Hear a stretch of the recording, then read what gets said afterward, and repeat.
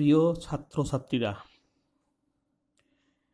আজকে দ্বাদশ শ্রেণীর রাষ্ট্রবিজ্ঞানের পাঠ্যাংশের অন্তর্গত বিশ্বায়ন নিয়ে আমরা আলোচনা করব। যে প্রশ্নটা এখান থেকে আসে সেটা হচ্ছে বিশ্বায়নের সংজ্ঞা দাও এবং এর প্রভাব বা ফলাফল আলোচনা করো। বিশ্বায়নের সংজ্ঞা নিয়ে আজকে আর আলোচনা করছি না, কারণ আগের দিনের ভিডিওতে আমরা সংজ্ঞা নিয়ে বিস্তারিত আলোচনা করেছি। আজকে আমরা যেটা আলোচনা করব বিশ্বায়নের প্রভাব বা ফলাফল। তোমরা জানো যে কোনো দেশের উৎপাদিত পণ্য সামগ্রী বিদেশে আমদানি এবং রপ্তানি করবার ক্ষেত্রে রাষ্ট্রের যে বাধা, সেই বাধা অতিক্রম করবার প্রক্রিয়াকেই বলা হয় হচ্ছে বিশ্বায়ন। ফলে আন্তর্জাতিক ক্ষেত্রে এই বিশ্বায়নের প্রভাব থাকবে, এটাই স্বাভাবিক। এই প্রভাবগুলোকে আমরা কয়েকটি ভাগে ভাগ করে আলোচনা করব। 1 নম্বর, উন্নত ও উন্নয়নশীল বিশ্বের মধ্যে বৈষম্য। উন্নত দেশগুলিকে নিয়েই উন্নত বিশ্ব এবং অনুন্নত ও উন্নয়নশীল যে দেশগুলো আছে সেগুলোকে নিয়ে গঠিত হয় হচ্ছে উন্নয়নশীল বিশ্ব। বিশ্বায়নের ফলে এই উন্নত এবং উন্নয়নশীল দেশের মধ্যে বা বিশ্বের মধ্যে বৈষম্য আজকে দিনে দিনে প্রকট আকার ধারণ করেছে। তোমরা জানো যে আন্তর্জাতিক অর্থভাণ্ডার, বিশ্ব ব্যাংক এবং বিশ্ব বাণিজ্য সংস্থা বিভিন্ন রাষ্ট্রে বিভিন্ন শর্তে ঋণ দিয়ে থাকে, ট্রেড লাইসেন্স ইত্যাদি দিয়ে থাকে। তো উন্নত দেশগুলোর চাপে এই অর্থভাণ্ডার বা বিশ্ব ব্যাংক বা বিশ্ব বাণিজ্য সংস্থা উন্নত রাষ্ট্রগুলোকে সহজ শর্তে অতি সহজেই তাদের ঋণ পাইয়ে দেয়। কিন্তু উল্টো দিকে যে উন্নয়নশীল দেশগুলো আছে, যেগুলোকে বলা হয় হচ্ছে তৃতীয় বিশ্বের দেশ, সেগুলোকে ঋণ দেওয়ার ক্ষেত্রে কঠিন শর্ত আরোপ করে। ফলে হয় কি, এই অনুন্নত দেশগুলো বা উন্নয়নশীল দেশগুলো এই বিশ্বায়নের ফলে বৈষম্যের শিকার হয়। রাষ্ট্রচিন্তাবিদ এডওয়ার্ড এস হারমান একটা প্রাসঙ্গিক তথ্য তুলে ধরেছেন।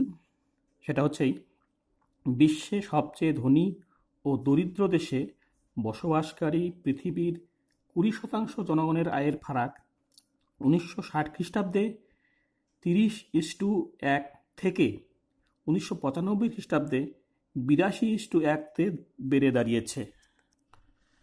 অর্থাৎ 1960 সালে জনগণের আয় যদি ভারতীয় মুদ্রায় ধরা যায়, তাহলে ধনী দেশে আয় ছিল 30 টাকা, গরিব দেশে জনগণের আয় ছিল 1 টাকা। সেখান থেকে 1995 সালে ধনী দেশে জনগণের আয় যেখানে ছিল 82 টাকা, গরিব দেশে সেখানে ছিল 1 টাকা। অর্থাৎ এতটা বৈষম্য হয়েছে এই গত 35 বছরে। অর্থাৎ 1960 থেকে 1995 সালের এই 35 বছরের মধ্যে এতটা উন্নত এবং উন্নয়নশীল দেশের মধ্যে বৈষম্য তৈরি হয়ে গেছে। 2 নম্বর, বাণিজ্য সম্পর্কিত মেধা সম্পদ অধিকারের প্রয়োগ। তোমরা জানো যে কোনো দেশের ব্যক্তি বা কোনো গোষ্ঠী বা রাষ্ট্র যদি কোনো বৈজ্ঞানিক গবেষণা করে গবেষণালব্ধ জ্ঞান অর্জন করে কিংবা কোনো কিছু উদ্ভাবন করে, তাহলে সেই ব্যক্তি বা ব্যক্তি সমষ্টির ওই উদ্ভাবনের উপর কিছু স্বত্বাধিকার পায়। যেমন পেটেন্ট, কপিরাইট, ট্রেডমার্ক, ব্যবসায়িক গোপনতা রক্ষা ইত্যাদি স্বত্বাধিকার তারা পায়। এই স্বত্বাধিকারের ফলে অন্য কোনো ব্যক্তি অন্য কোনো ব্যক্তি বা অন্য কোনো রাষ্ট্র ওই একই বিষয়ে একই পদ্ধতিতে কোনো গবেষণা করতে পারে না বা কোনো কিছু উদ্ভাবন করতে পারে না। কিন্তু বিশ্বায়নের ফলে বিশ্ব বাণিজ্য সংস্থা, লেখাটা সরে গিয়েছিল, যাই হোক, বিশ্বায়নের ফলে বিশ্ব বাণিজ্য সংস্থা এই যে সত্ত্বাধিকারগুলো, পেটেন্ট, কপিরাইট, ট্রেডমার্ক, এগুলো, এই অধিকারগুলো যাতে সংকুচিত হয় তার জন্য বিভিন্ন ক্ষেত্রে বিভিন্ন রাষ্ট্রের মধ্যে আন্তর্জাতিক চুক্তি করছে, এবং এই চুক্তিতে উন্নয়নশীল দেশগুলো বা অনুন্নত দেশগুলো চুক্তি করতে বাধ্য হচ্ছে। কারণ যদি তারা চুক্তিতে স্বাক্ষর না করে তাহলে তাদেরকে এই বিশ্ব ব্যাংক বা আন্তর্জাতিক অর্থ সংস্থা এরা ঋণ দেবে না। এই শর্তগুলো আছে জন্যই আজকে বিভিন্ন রাষ্ট্র, অনুন্নত রাষ্ট্র এবং উন্নয়নশীল রাষ্ট্রগুলো এই শর্ত মেনে নিচ্ছে, যাতে করে তাদেরকে সহজ শর্তে ঋণ দেয় এবং তারা আন্তর্জাতিক ক্ষেত্রে টিকে থাকতে পারে। এই সমস্ত সত্ত্বাধিকারগুলো না থাকার ফলে যেটা হচ্ছে, অনুন্নত এবং উন্নয়নশীল দেশগুলো উন্নত দেশের সঙ্গে প্রতিযোগিতায় পেরে উঠতে পারছে না। ফলে কি হচ্ছে, যতদিন যাচ্ছে এই বাণিজ্য সম্পর্কিত যে মেধা সম্পদ, সেই মেধা সম্পদের অধিকার আস্তে আস্তে প্রতিষ্ঠিত করছে বিশ্ব বাণিজ্য সংস্থা। আবিষ্কারকের সত্ত্বাধীন ক্ষুণ্ণ করে কেড়ে নিয়ে তারা নিজেদের যে অধিকার, সেই অধিকার প্রতিষ্ঠা করে যাচ্ছে। এরপর বহুজাতিক সংস্থার আধিপত্য বিস্তার। বহুজাতিক সংস্থা সেই সমস্ত সংস্থা যে সংস্থাগুলো তাদের উৎপাদিত পণ্য বিভিন্ন রাষ্ট্রের মধ্যে নিয়ে গিয়ে সেখানে বেচাকেনা করে, ব্যবসা বাণিজ্য করে মুনাফা অর্জন করে। আবার অনেক দেশীয় সংস্থা আছে যারা ক্ষুদ্র ক্ষুদ্র সংস্থা, যেগুলো তাদের উৎপন্ন দ্রব্য নিজেদের দেশেই বিক্রি করে মুনাফা অর্জন করে, ছোট ছোট সংস্থা।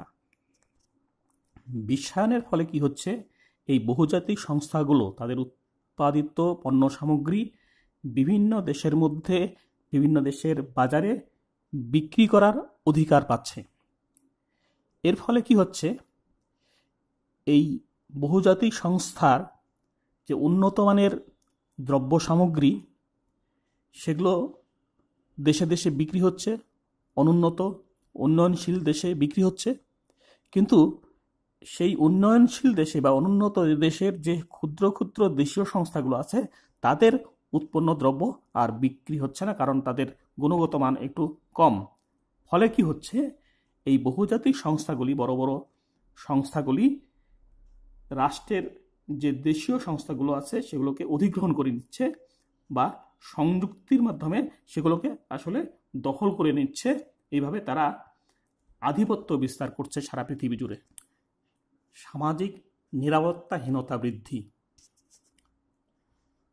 উন্নত দেশগুলো আন্তর্জাতিক অর্থভাণ্ডার, বিশ্ব ব্যাংক, বিশ্ব বাণিজ্য সংস্থার মতো সংস্থাগুলিকে হাতের পুতুলে পরিণত করেছে। সদ্য একটা দৃষ্টান্ত দেওয়া যেতে পারে, এই যে করোনা ভাইরাসের ফলে যে লকডাউন চলছে, এবং এই পরিপ্রেক্ষিতে বিশ্ব স্বাস্থ্য সংস্থা কোন রাষ্ট্রের জন্য কী ধরনের স্বাস্থ্যের সুযোগ সুবিধা দিচ্ছে বা দিচ্ছে না, সেটার উপর ভিত্তি করে আমেরিকা বিশ্ব স্বাস্থ্য সংস্থাকে হুমকি দিচ্ছে যে তারা তাদের প্রদেয় যে অর্থ, বিশ্ব স্বাস্থ্য সংস্থাকে যে প্রদেয় অর্থ, সেটা তারা দেবে না। এইভাবে তারা হুমকি দিচ্ছে। শুধু তাই না, তারা খানিকটা ভারতকেও চাপ দিচ্ছে, এই আমেরিকা এই করোনা ভাইরাসের যে প্রতিষেধক সেটা পাওয়ার জন্য ভারতকেও চাপ দিচ্ছে। ফলে কি হচ্ছে, এই উন্নত দেশগুলো, আমেরিকার মতো উন্নত দেশগুলো এই বিশ্বের যে আন্তর্জাতিক সংস্থাগুলো আছে, আন্তর্জাতিক অর্থভান্ডার, বিশ্ব ব্যাংক, বিশ্ব বাণিজ্য সংস্থা, আন্তর্জাতিক যে স্বাস্থ্য সংস্থাগুলো আছে, বিশ্ব স্বাস্থ্য সংস্থা, এগুলোকে হাতের পুতুলে পরিণত করেছে। ফলে হচ্ছে কি, এই আন্তর্জাতিক অর্থভান্ডার, বিশ্ব ব্যাংক, বিশ্ব বাণিজ্য সংস্থা বিভিন্ন উন্নয়নশীল দেশগুলোতে কাঠামো পুনর্বিন্যাসে হাত দিয়েছে। তারা বাধ্য হয়ে হাত দিয়েছে। কাঠামো পুনর্বিন্যাস কীরকম? বিভিন্ন দেশের যে উৎপাদন কাঠামো, বিভিন্ন যে কারখানা, সেখানে শ্রমিক নিয়োগ, তারপরে হচ্ছে রাষ্ট্রীয় অধীনে যে সমস্ত উৎপাদনমূলক সংস্থাগুলো আছে, জাতীয় ক্ষেত্রে রাষ্ট্রগুলো যে ব্যয় করে, এগুলো হচ্ছে এক একটা রাষ্ট্রের কাঠামো। নিজেদের স্বার্থে, জাতির স্বার্থে এই কাঠামোগুলো থাকে। উন্নত দেশের চাপে আন্তর্জাতিক অর্থভান্ডার, বিশ্ব ব্যাংক বা বিশ্ব বাণিজ্য সংস্থা কি করছে? এই যে কাঠামোগত পুনর্বিন্যাস তারা করছে, বিভিন্ন দেশকে, উন্নয়নশীল দেশগুলোকে তারা চাপ দিচ্ছে যে তোমাদের সংস্থার কর্মী সংকোচন করো, কর্মী ছাঁটাই করো, লে অফ করো, লকডাউন করো, লক আউট করো, এবং যে রাষ্ট্রায়ত্ত সংস্থাগুলো আছে সেগুলো বেসরকারীকরণ করে দাও, মানে বিলগ্নীকরণ করো। আর কি করো? জাতীয় ব্যয়ের সংকোচন করো। এইভাবে রাষ্ট্রগুলোকে চাপ দিয়ে তারা এই সমস্ত কাজগুলো করাচ্ছে। ফলে কি হচ্ছে? ফলে এই যে কাঠামোগত পুনর্বিন্যাস হচ্ছে, ফলে দেশে দেশে এই কর্মী সংকোচন হওয়ার ফলে বেকারত্ব বাড়ছে, দারিদ্র বাড়ছে, বৈষম্য আরও তীব্রতর আকার ধারণ করছে। আর্থিক ক্ষেত্রে, সামাজিক ক্ষেত্রে নিরাপত্তার একটা বিরাট সংকট দেখা দিয়েছে। নয়া ঔপনিবেশিক অর্থনীতির উদ্ভব। নয়া যখন আছে, নিশ্চয়ই পুরনো ঔপনিবেশিক অর্থনীতি আছে। তাহলে পুরনোটা কেমন ঔপনিবেশিক অর্থনীতি? ঔপনিবেশিক অর্থনীতি হচ্ছে উন্নত দেশগুলো অন্য কোনো দেশে প্রবেশ করে সেই দেশের শাসন ক্ষমতা করায়ত্ত করে নিজেরা সেখানে শাসন করছে, এবং শুধু তাই না, সেই দেশে পণ্য সামগ্রী উৎপাদন করে বিক্রি করছে, বিক্রি করে তার যে মুনাফা, সেই মুনাফা নিজের দেশে নিয়ে যাচ্ছে, যেটা করেছিল ইংরেজরা আমাদের দেশে উপনিবেশ স্থাপন করেছিল। এটা হচ্ছে চিরাচরিত ঔপনিবেশিক অর্থনীতি। তাহলে নয়া ঔপনিবেশিক অর্থনীতিটা কি? নয়া ঔপনিবেশিক অর্থনীতি হচ্ছে আর অন্য দেশে গিয়ে শাসন ক্ষমতা দখল করে সেখানে বিভিন্ন উৎপাদনমূলক প্রতিষ্ঠান তৈরি করে সেই উৎপন্ন ফসল বিক্রি করে লভ্যাংশ নিয়ে, মুনাফা নিয়ে নিজের দেশে আসার আর দরকার হবে না। কি করতে হবে? করতে হবে হচ্ছে যে নিজের দেশের উৎপন্ন সামগ্রী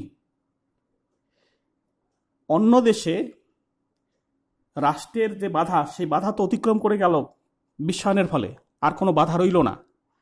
ফলে অন্য দেশে গিয়ে দেশটাকে দখল করার দরকার নেই, প্রশাসনিক ক্ষমতা দখল করার দরকার নেই। নিজের দেশের উৎপন্ন সামগ্রী অন্য দেশে বিনা বাধায় নিয়ে গিয়ে সেখানে ব্যবসা বাণিজ্য করে, সেখানে বাজারটা দখল করে বাজারে নিজেদের দেশের উৎপন্ন ফসল বিক্রি করে তার মুনাফা নিয়ে নিজেদের দেশের সম্পদ বৃদ্ধি করছে। এই যে নিজেদের দেশে থেকেই অন্য দেশে রপ্তানি করে যে মুনাফা অর্জন, এটাকেই বলা হচ্ছে নয়া ঔপনিবেশিক অর্থনীতি। এই নয়া ঔপনিবেশিক অর্থনীতির ফলে যেটা হচ্ছে যে উন্নয়নশীল দেশগুলোর যে নিজস্ব উৎপাদন কারখানা, সেই উৎপাদন কারখানায় উৎপাদিত দ্রব্য সামগ্রী আর বিক্রির বাজার খুঁজে পাচ্ছে না। কারণ সেখানে উন্নত দেশগুলোর যে উৎপন্ন সামগ্রী, সেগুলো এসে ভিড় করেছে, সেগুলো এসে বাজার দখল করেছে। ফলে দেশীয় পণ্য অবিকৃত থেকে যাচ্ছে। ফলে কি হচ্ছে, উন্নত দেশ আরও উন্নত হচ্ছে, আর অনুন্নত দেশ, উন্নয়নশীল দেশ আরও অনুন্নত হচ্ছে, বা উন্নয়নশীল দেশগুলোর উন্নয়নের পথে আরও বাধা সৃষ্টি হচ্ছে। সাংস্কৃতিক ঐতিহ্যের সংকট।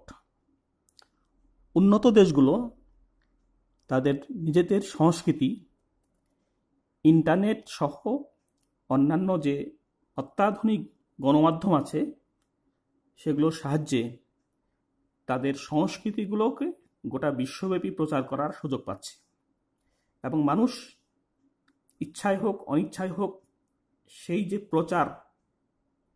সেই প্রচারগুলো দেখছে, প্রচার মাধ্যমগুলো দেখছে এবং সেগুলোর সঙ্গে অভ্যস্ত হচ্ছে।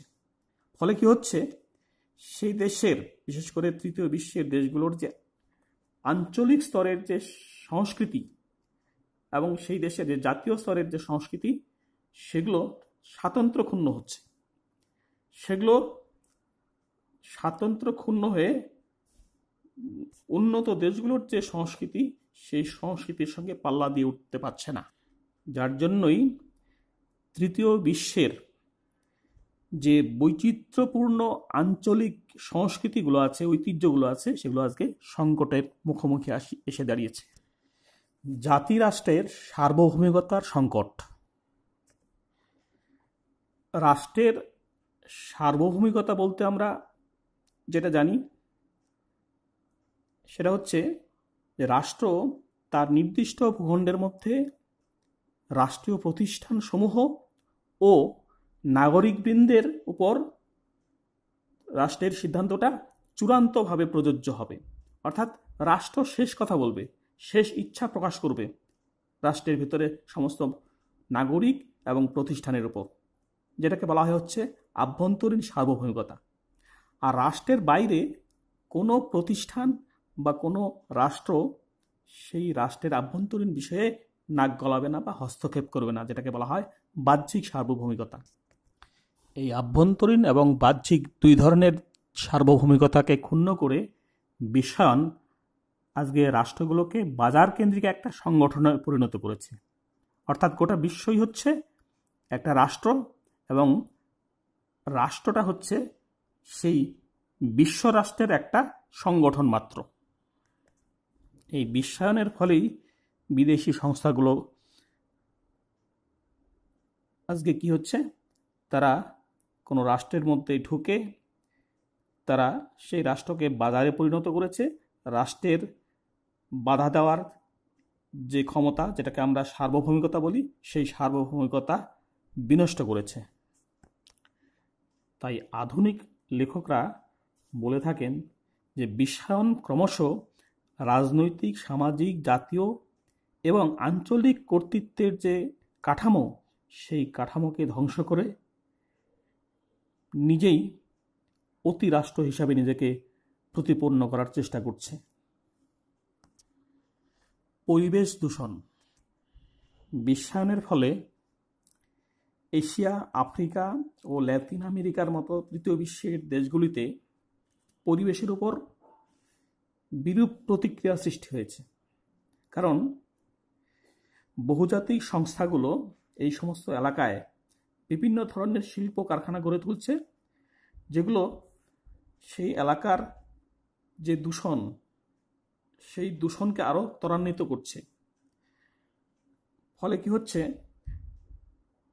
এই তৃতীয় বিশ্বের যে দেশগুলোতে যে একটা দূষণমুক্ত পরিবেশ ছিল, সেই দূষণমুক্ত পরিবেশটা বিনষ্ট হচ্ছে। উন্নত দেশগুলোর কি থাকে, তাদের পরিবেশ দূষণ রোধ করার জন্য কঠোর আইন থাকে, কিন্তু অনুন্নত ও উন্নয়নশীল দেশগুলোতে এই দূষণ রোধকারী কোনো কঠোর আইন না থাকার জন্য বহুজাতিক সংস্থাগুলি এখানে অনেক ক্ষেত্রেই এই অঞ্চলগুলোতে পরিবেশ দূষণকারী অনেক শিল্প কারখানা গড়ে তোলে। তাছাড়া এই বিশ্বায়নের ফলে যেহেতু অবাধ বাণিজ্য নীতি তৈরি হয়েছে, ফলে কি হচ্ছে, উন্নত দেশগুলির উৎপাদন কেন্দ্রে কিছু বর্জ্য পদার্থ থাকে, সেই বর্জ্য পদার্থগুলো উন্নয়নশীল দেশে তারা একটা পণ্য হিসাবে কম দামে বিক্রি করে দিচ্ছে, যে দেশে সেই দেশে তাদের ওটা হচ্ছে বর্জ্য পদার্থ, অথচ উন্নয়নশীল দেশ বা অনুন্নত দেশে সেগুলো হচ্ছে একটা কেনার মতো বা ব্যবহার করার মতো একটা পণ্য। ফলে এগুলো তারা অনুন্নত দেশে বিক্রি করে দিচ্ছে, যেগুলো নাকি পরিবেশ দূষণ করবার ক্ষেত্রে একটা ভূমিকা পালন করে। উপসংহারে বলা যেতে পারে যে বিশ্বায়ন আগামী দিনে অবশ্যই একটি আন্তর্জাতিক প্রক্রিয়া হতে যাচ্ছে। আজকে এই বিশ্বায়নের ফলে রাষ্ট্রগুলোর অস্তিত্ব বিপন্ন না হলেও রাষ্ট্রগুলো আজকে বিশ্ব রাষ্ট্রের একটা ক্ষুদ্র প্রতিষ্ঠানে পরিণত হচ্ছে। এই বিশ্বায়নের ফলে রাষ্ট্রগুলির মধ্যে পারস্পরিক সম্পর্ক আরো নিবিড় হওয়ার সুযোগ পাচ্ছে।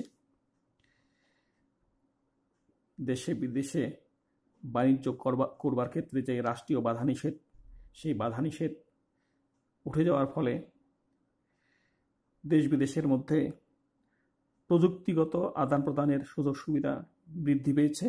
এটা অবশ্যই একটা সুফল, কিন্তু বলা যেতে পারে যে বিশ্বায়নের যে সুফলগুলো যাতে উন্নয়নশীল দেশগুলো গ্রহণ করতে পারে, তার জন্য উন্নয়নশীল দেশগুলোকেও উদ্যোগ গ্রহণ করতে হবে এবং যে বিশ্বব্যাপী যে বিভিন্ন সংস্থাগুলো আছে তাদেরকেও নিরপেক্ষ ভূমিকা গ্রহণ করে এই অনুন্নত এবং উন্নয়নশীল দেশগুলির প্রতি নজর দিতে হবে। আজকের আলোচনা এখানেই শেষ হলো।